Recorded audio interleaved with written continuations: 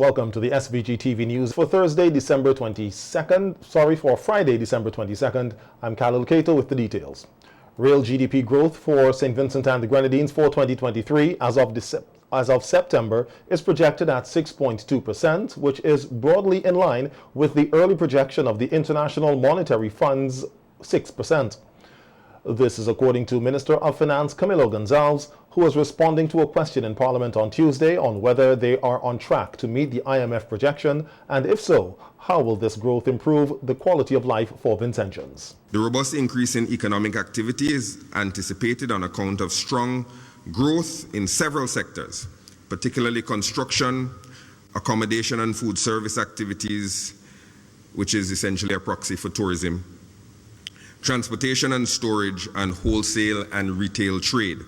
The construction sector is forecasted to grow by 6.2%, principally due to continued major activity on public infrastructure such as the modern port, road rehabilitation, ongoing rebuilding services after the volcano eruption, and private sector construction activity, which, as we know, is also buoyant at the moment. Just by way of information, I'm sure the Honourable Member took a look at the time of the most recent Article 4 report of the IMF, and they had listed 3 construction projects there as having a significant impact on growth. One being the port that's being constructed, whose size as a percentage of the 2022 GDP is 25% of GDP. And the hospital, which will be constructed at the tarmac in Annesville, whose size is over 10% of GDP, and the Sandals Resort being constructed at Bucament, whose size will be 21% of GDP, actually now recently upgraded to be more than that. But those 3 projects alone are close to 60% of the GDP of St. Vincent and the Grenadines, and that type of activity obviously is a boon for economic growth. Minister Gonzalez said the wholesale and retail trade sector is also expected to grow by 10.8%, which is related to anticipated increases in economic activity spurred by significant developments in the construction and tourism sectors. If you have more tourists in town, if you have more tourists in hotels, they will buy more things, and that creates its own increase in retail activity, as does the increase in construction activity, because if you have more construction activity, you have more builders going to the hardware store to buy more things, and so on and so forth. The forecasted increase in tourism of 30.6% is mainly on account of an estimated 41.3% rise in total stayover visitors as a result of the rebound in post-pandemic travel, and due to increased airlift capacity, international airlift capacity into the Argyle International Airport.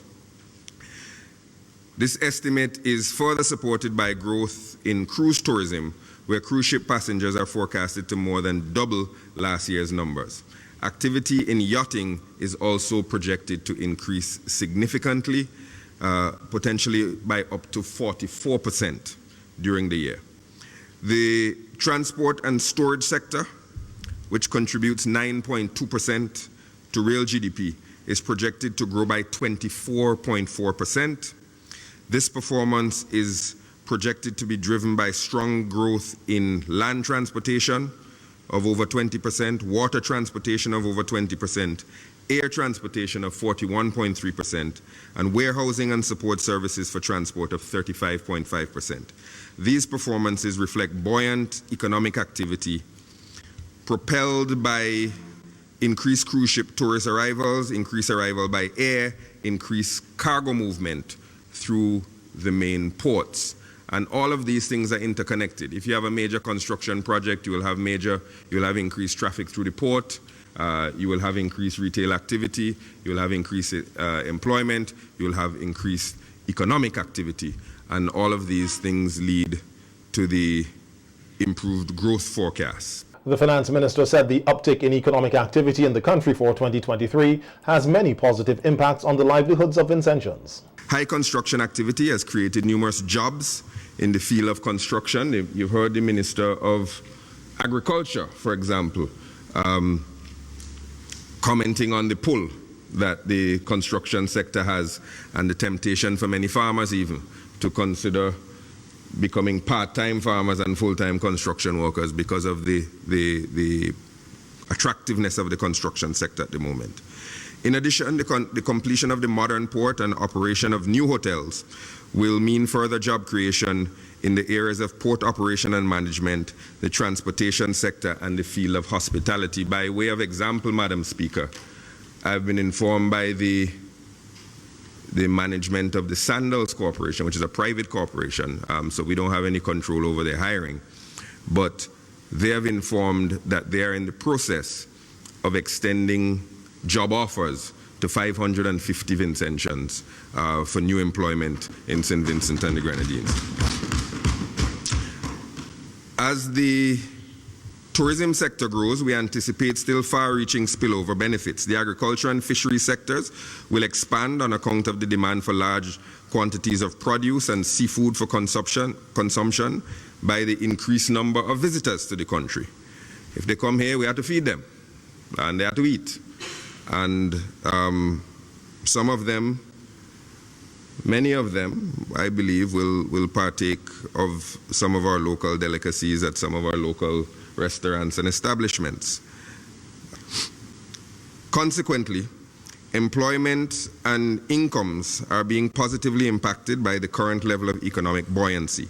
The increased level of economic activity spurs wider macroeconomic developments, and businesses invest more and individuals seek to make their lives more comfortable by acquiring consumer durables, homes, etc. The multiplier effect of these investments and consumption expenditures leads to further economic development, boosts government revenue, and enhances the government's ability to provide for many things. Minister Gonzalez further told Parliament that the rapidity of the economic growth which the country is experiencing is creating employment challenges in certain sectors. A lot of the people are already hired. And we expect more, Madam Speaker, because typically unemployment is what they call counter-cyclical, when it related to growth.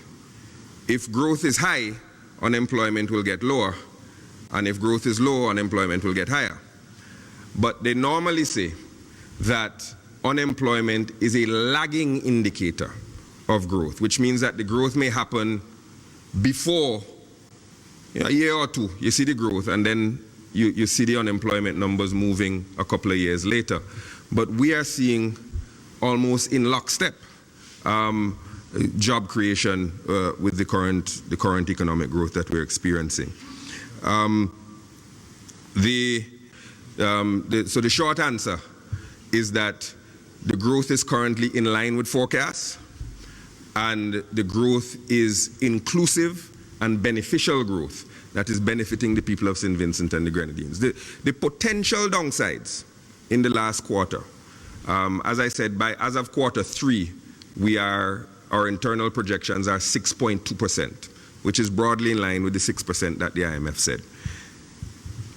God forbid we have a climate event or a natural disaster that can set things back. If we are slow or slower than projected on the implementation of some of these big projects, but we had a debate just a few weeks ago where we indicated that the main big project, which is the port, is actually on schedule and slightly ahead of schedule.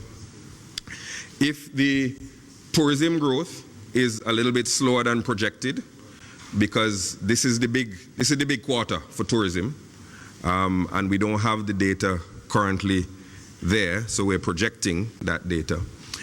And finally, if the agricultural sector's recovery from the drought is not as robust or rapid as we would anticipate it to be, those would be the potential downside risks that could lower the 6.2% projection. But as of September, we are on target to meet the 6% projected growth anticipated by the International Monetary Fund. On Monday, the SVG Diabetes and Hypertensive Association opened its new office space in Rose Place, Kingstown.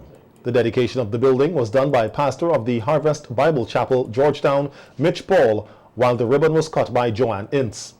Speaking at the dedication ceremony, President of the SVG Hypertensive and Diabetes Association, Sister Janice Oliver Crease, thanked all those who made it possible for the association to have a new office space.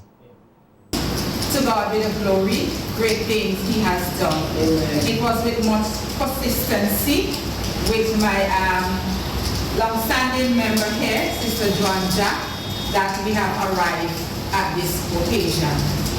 So I want to say thanks to all of the hard-working members of the St. Vincent and the Diabetes Hypertension Association and the executive.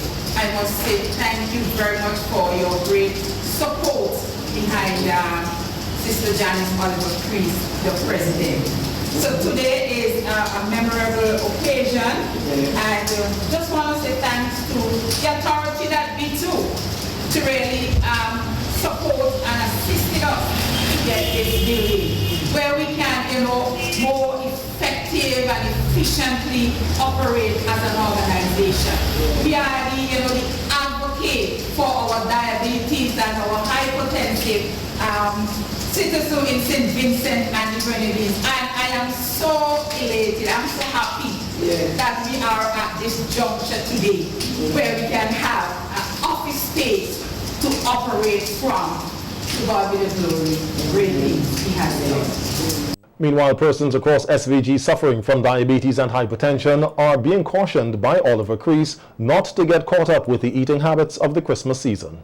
Let you know that at this time, don't get caught up and forget to take care of your health. This festive season, whatever you give it, it's what it will take from you. So I want to encourage the persons in our lovely and blessed island of St. Vincent and the Grenadines, living with diabetes and high blood pressure, to pay special attention to their health in this season. Sister Oliver Crease outlined some tips that hypertensives and diabetics should follow for the festive season. You might be going out with family and friends away from home. I'm encouraging you to plan healthy meals and snacks to take with you, because you might find yourself going out and you may tend to eat whatever you see around you. But if you take a healthy meal or a healthy snack with you, this will prevent you from eating anything on impulse or being tempted to eat the food that you see around you. Then you must also be mindful of your portion size. It is easy to get carried away when everyone else is eating large slices of pie or cookies.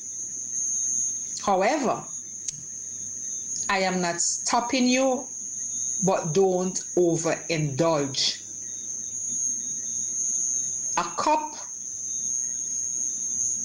of rice or steamed vegetables is equal to a fist. So when you fold your fingers in, that is equivalent to a cup. And Pastor Stephen Oliver is urging Vincentians to make Jesus Christ and the Church a priority for the festive season. In a telephone interview with SVG-TV News, Pastor Oliver said it is important that people are reminded about the reason for the season. And I want to encourage you. We have so many churches. Think of Christmas morning, think of All Year's Night. We have so many churches that will be open. If you're in the Montrose area, we have Faith Temple, and we're inviting you to come. go out, get into a church and listen to the word of God.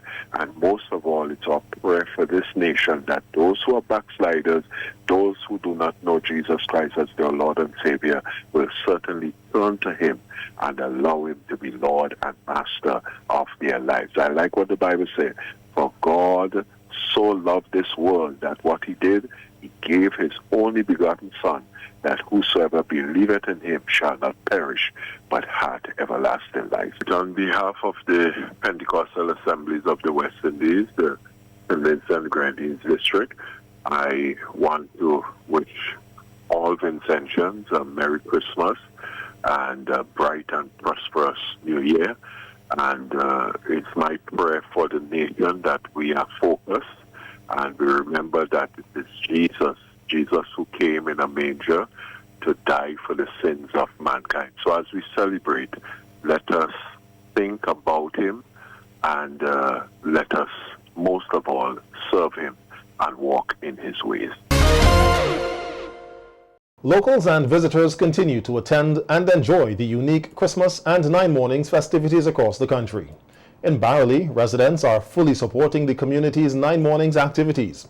In her brief devotion on Thursday morning, member of the Faith Word Ministries, Rolene Stevens, encouraged residents to love one another as Christ loved the church, noting that the community will be better for it. The violence and the crime that is already in our country will not even happen because we have loved. I am urging us to love each other in spite of our differences. Love each other. It doesn't matter what it is. Love covers a multitude of sin. Our neighbor, if we love our neighbors, just as if, sometimes we don't even know what our neighbors are going through. Sometimes our neighbors may not have to feed their children, but we have. And because that love that we have, we are able to share what we have with them. I'm urging us today to give love any way that is necessary, whether in school, whether on the street. We don't know other people's situation. We don't know what they are going through. It is important for us to share love. Love. It is the reason why we celebrate today, because Christ has given his Son because he loves us. And I'm urging us today to love in spite of whatever that person may do to you, whatever they may say. Remember to love. Here's a snippet of Nine Mornings in Barley. You're going in the box, you're stepping in the box, and you're closing the box with you in there. If you can't make it, grab or smoke your pipe. Those of you in front here, yeah. You ready? Who going first? Who think they could fit in that box? Cassidy, you're wicked. You can fit in that box, eh? Excuse the Cassidy, let me see. You can't manage. You can't. Let me see.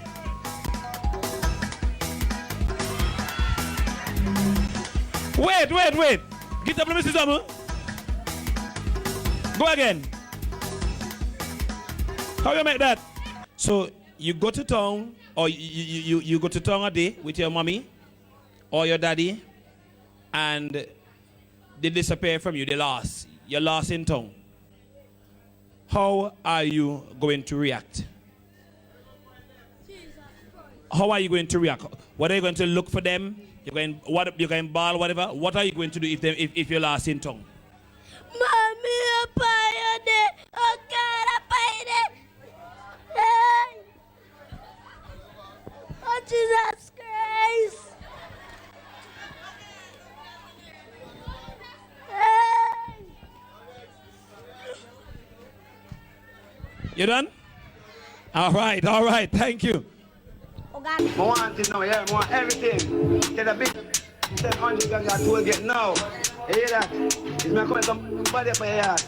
On Sunday morning, I come market, I buy honey and tomato and jolly. 2 pound of rice, 2 pound of saltfish, I'm at coming on my house and bowsha.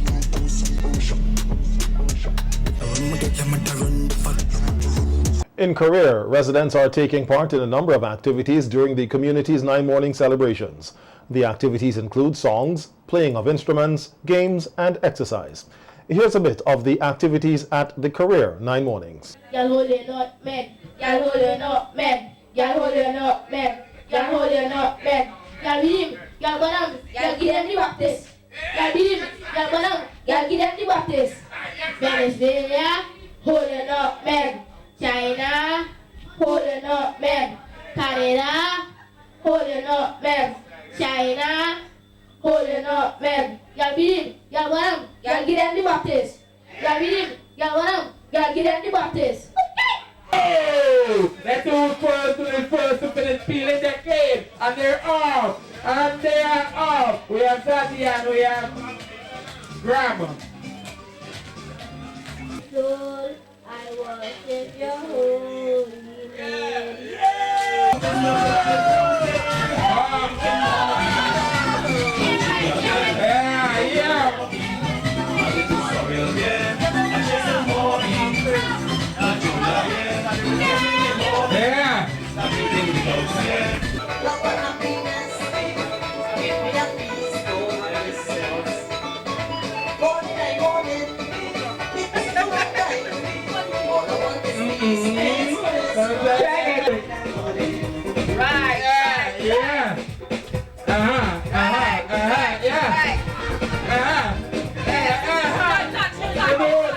You touch! He knows it! It knows! It knows touch it!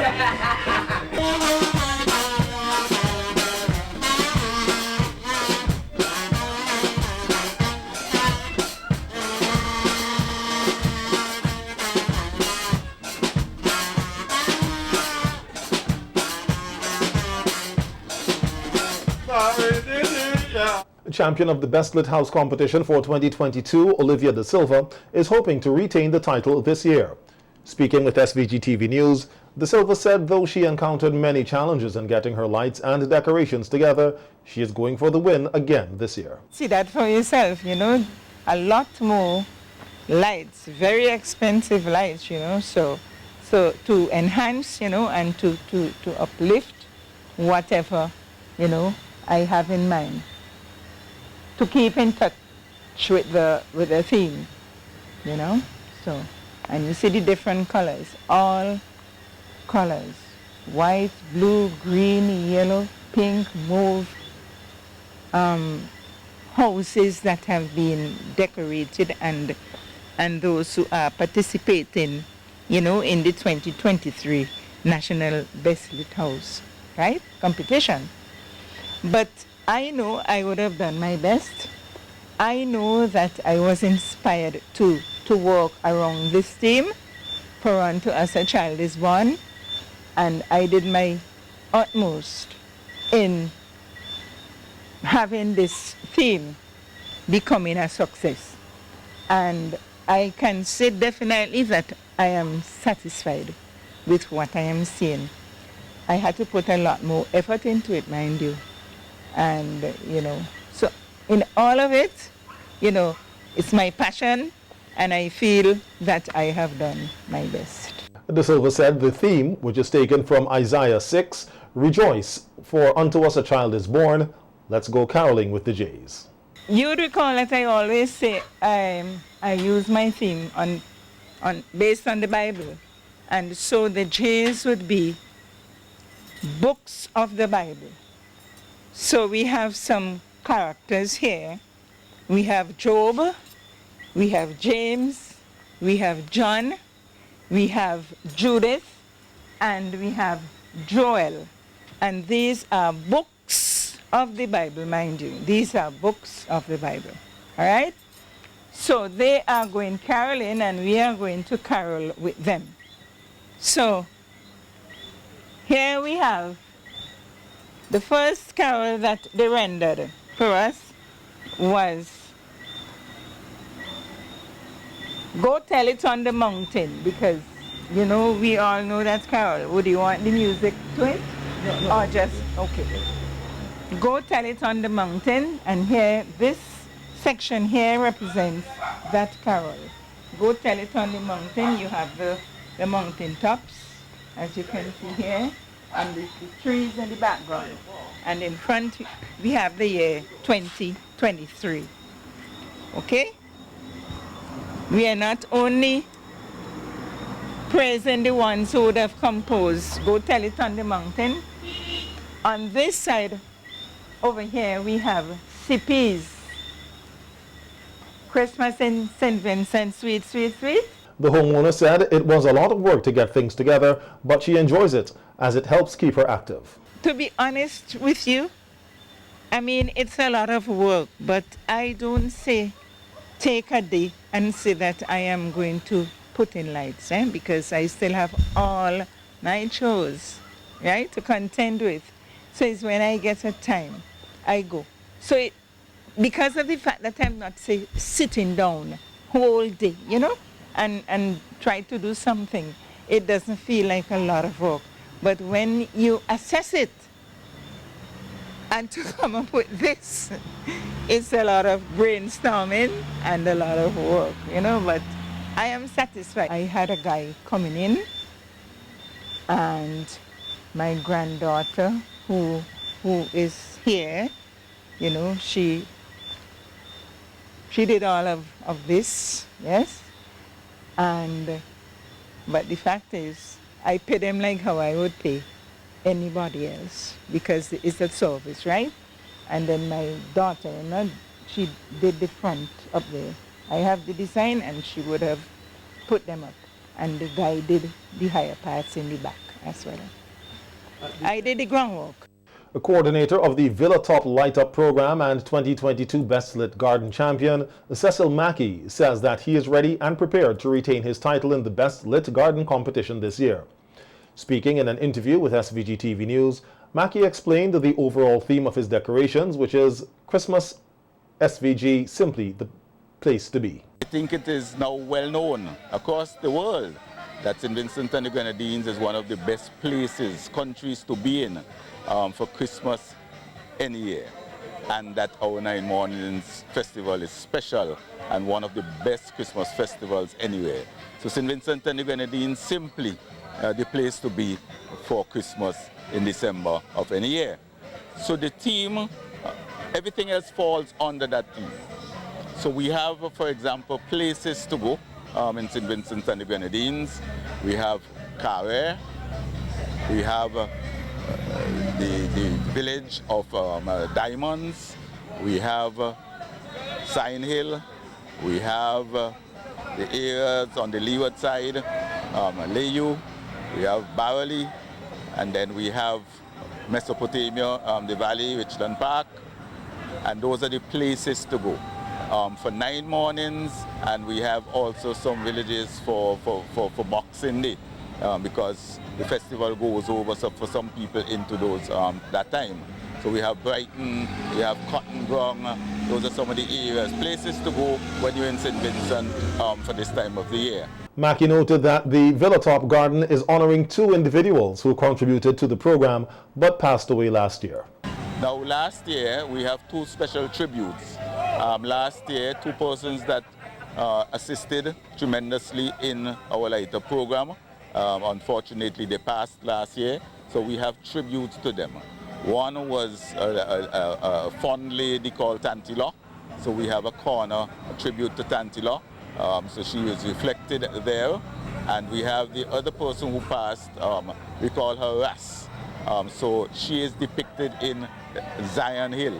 So we have the Rasta colors, Heights, Gold and Green, that features in that area. It is well known that we are very strong where Juve is concerned. So we use that background to create different aspects of our display. So both Botanic Gardens, and you would have different featuring the national colors in the Botanic Gardens, which is gold, yellow, blue and green. Then you have another area that features the spirit of Christmas in St. Vincent and the Grenadines. So that is reflected in that area. Mackey said that though there were challenges, they are content with the job that was done at the garden.